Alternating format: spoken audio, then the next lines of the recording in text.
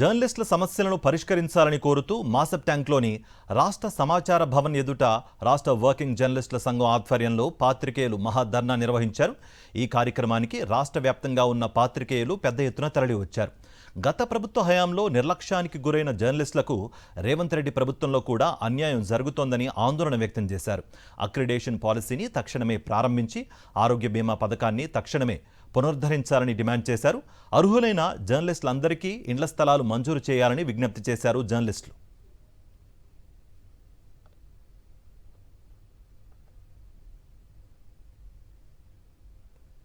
జర్నలిస్టుల సమస్యలను పరిష్కరించాలని కోరుతూ మాసబ్ ట్యాంక్లోని రాష్ట్ర సమాచార భవన్ ఎదుట రాష్ట్ర వర్కింగ్ జర్నలిస్టుల సంఘం ఆధ్వర్యంలో పాత్రికేయులు మహాధర్నా నిర్వహించారు.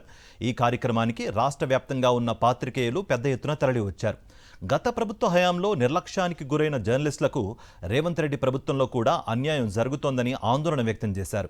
అక్రిడేషన్ పాలసీని తక్షణమే ప్రారంభించి ఆరోగ్య బీమా పథకాన్ని తక్షణమే పునరుద్ధరించాలని డిమాండ్ చేశారు. అర్హులైన జర్నలిస్టులందరికీ ఇండ్ల స్థలాలు మంజూరు చేయాలని విజ్ఞప్తి చేశారు జర్నలిస్టులు.